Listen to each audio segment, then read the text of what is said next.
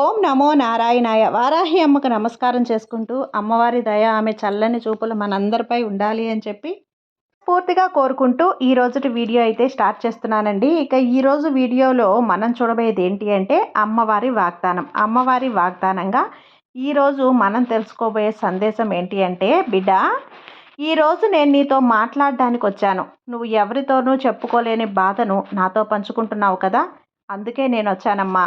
నీ మనసులో ఉన్న ఆందోళన, నువ్వు అనుభవిస్తున్నటువంటి దుఃఖం, నీకు కలిగేటువంటి భయం, ఇవన్నీ కూడా నాకు వినిపిస్తున్నాయి. ఎందుకు అంటే నిన్ను సృష్టించిన శక్తిని నేనే కదా. అందుకే ఈరోజు నీ బాధని తెలుసుకుందామని స్వయంగా నేనే నీతో మాట్లాడదామని వచ్చాను. ఆ అమ్మవారి వాగ్దానాన్ని వినే ముందుగా మన ఛానల్లో గనక ఎవరైనా సరే మన వీడియోని కొత్తగా చూస్తూ ఉన్నట్లయితే ప్లీజ్ సబ్స్క్రైబ్ చేసుకోండి ఫ్రెండ్స్. వీడియో నచ్చితే కనుక లైక్ చేయండి, షేర్ చేయండి, కామెంట్ చేయండి, కొంచెం సపోర్ట్ చేయండి. ఇక వీడియోలోకి వెళ్ళబోయే ముందుగా ఒక్కసారి జ్యోతిష్యంలో ఎన్నో ఏండ్ల అనుభవం ఉన్నటువంటి గురువుగారు శ్రీ వారాహి అమ్మవారి జ్యోతిష్యాలయంలో జ్యోతిష్యం చెప్తున్నారు. గురూజీ సుబ్రహ్మణ్యం రాజు గారు. Contact number 7075662225. గురువుగారు నెంబర్ 1 వశీకరణ స్పెషలిస్ట్. భార్యాభర్తల మధ్య ఎలాంటి గొడవలున్నా, విదేశీ ప్రయాణం ఆలస్యం అవుతూ ఉన్నా, ప్రేమ, పెళ్లి, సంతానం లేకపోవటం, కోర్టు సమస్యలు, గృహము మరియు కుటుంబ సమస్యలు, ధనం నిలకడగా లేకపోవటం, నమ్మిన వ్యక్తి మోసం చేయటం, స్త్రీలకు పురుషులకు సంబంధించిన గుప్త సమస్యలు ఎటువంటివైనా సరే 2 రోజుల్లో పరిష్కారం చేస్తారు. ఉద్యోగం, ప్రమోషన్లో విఫలం అవటం, దీర్ఘకాలిక అనారోగ్య సమస్యలు, బిజినెస్లో ఎలాంటి అవాంతరాలున్నా కుజదోషం నివారణ చేయబడును. అలాగే స్త్రీలకు పురుషులకు సంబంధించిన గుప్త సమస్యలైనా సరే కొన్ని రోజుల్లోనే పరిష్కారం చేస్తారు. మీరు ఎంతోమంది దగ్గర జ్యోతిష్యం చెప్పించుకొని నిరాశ చెంది ఉన్నట్లయితే ఒక్కసారి ఆదికొండ దేవతలైన కోయరాజు గారికి కాల్ చేయండి. కోయ గురూజీ గారు, కొండదేవత పూజారి సుబ్రహ్మణ్యం రాజు గారు. Contact number 7075662225.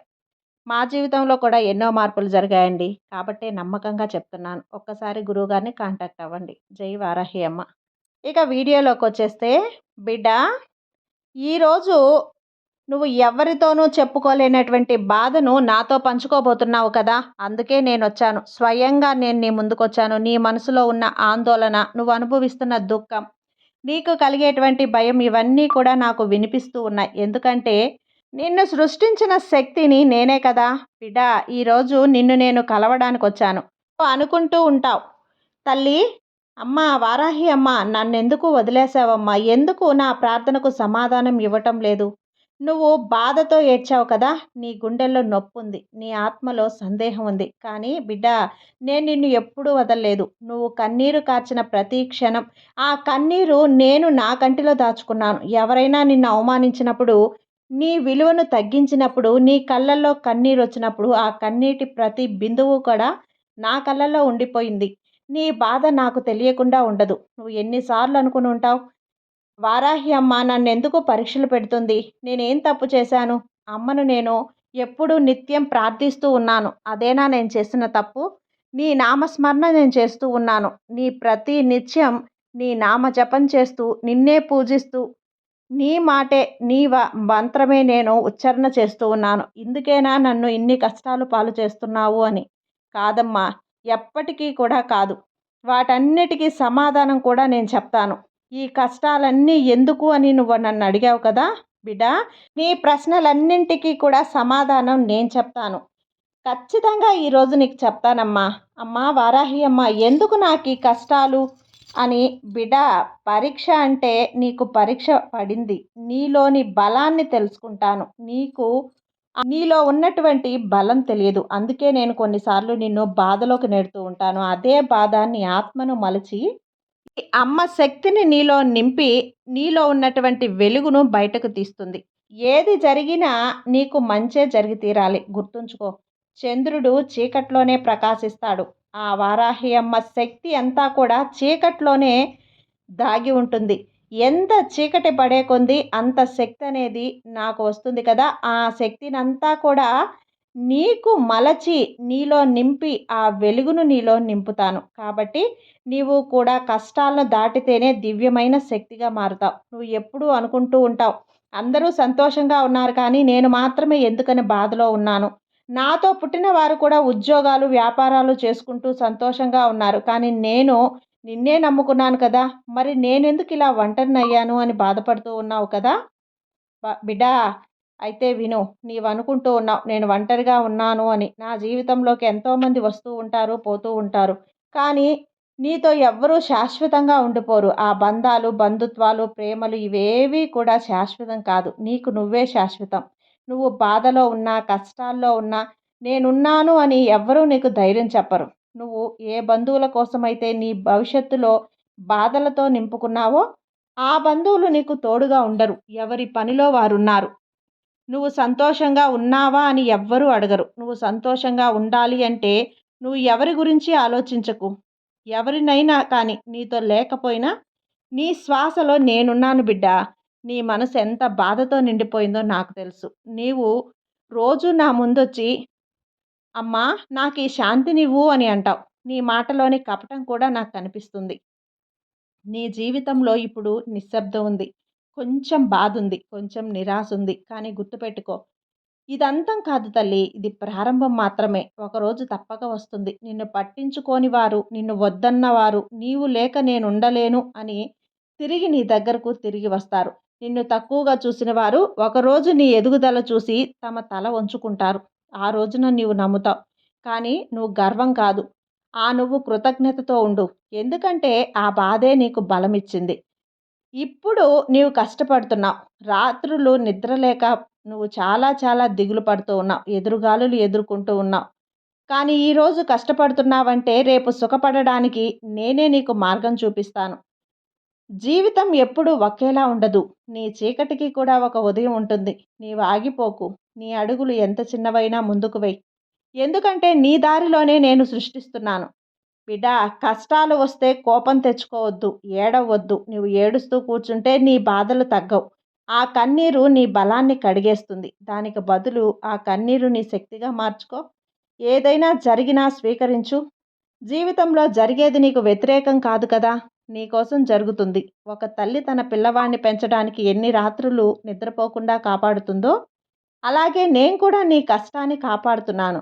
నీ బాధలోనే నీ పరిణితి ఉంది. ఒకరోజు నువ్వు వెక్కి వెక్కి చూసి అర్థం చేసుకుంటావు.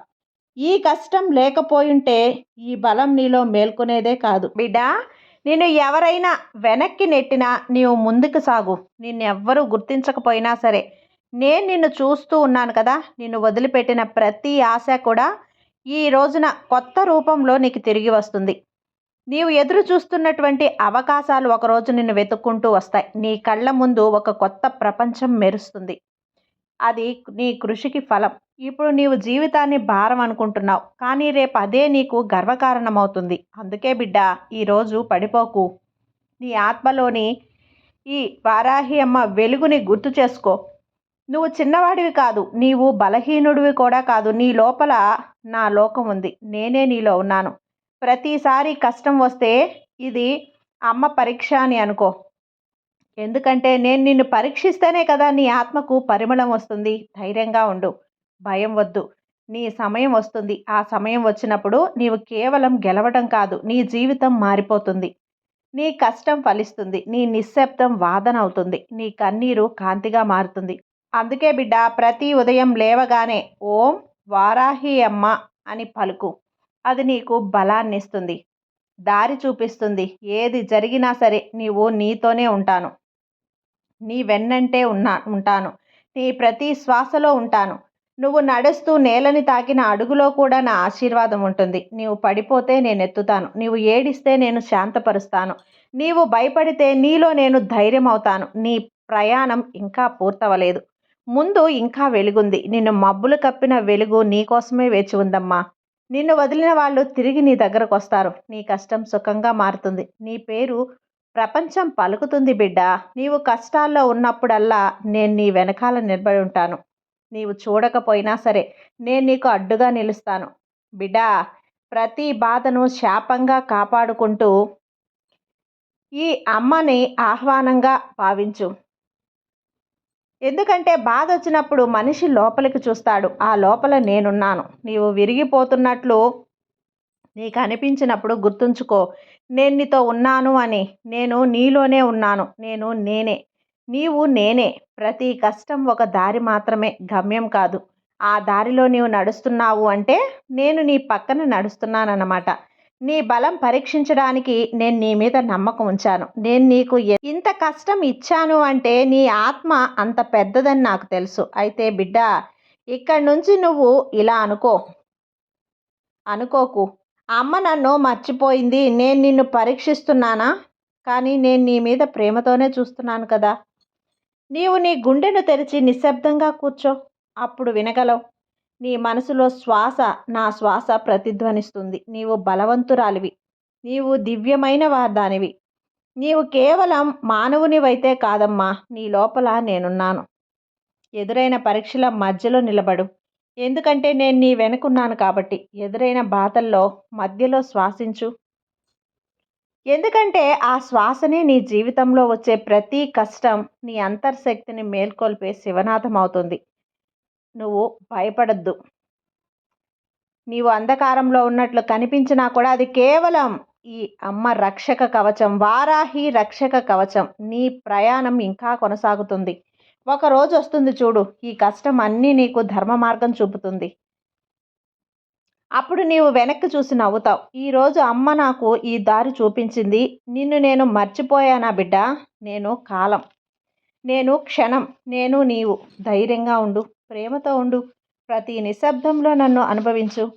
నేనెప్పుడు నీతోనే ఉన్నాను కదా. ఇది నా వాగ్దానం. ఇది వారాహి అమ్మ వాగ్దానం బిడ్డ. నీవు నమ్మకం వచ్చినంత వరకు నేను నీతోనే ఉంటాను. ఖచ్చితంగా నీ జీవితంలో కష్టం వచ్చినప్పుడు నేను నీకు సంతోషాన్ని అవుతాను. నీకు బాధ కలిగినప్పుడు నేను నీ కన్నీరు నవ్వుతాను. కాబట్టి నా మీద ఎప్పుడూ కూడా పూర్తి విశ్వాసంతో ఉండు. ఈ తల్లి నిన్నెప్పుడూ రక్షిస్తూనే ఉంటుంది. నీ జీవితం చాలా సుఖంగా, సంతోషంగా ఉంటుంది. సర్వే జన సుఖినో భవంతు. జై వారాహి మాత.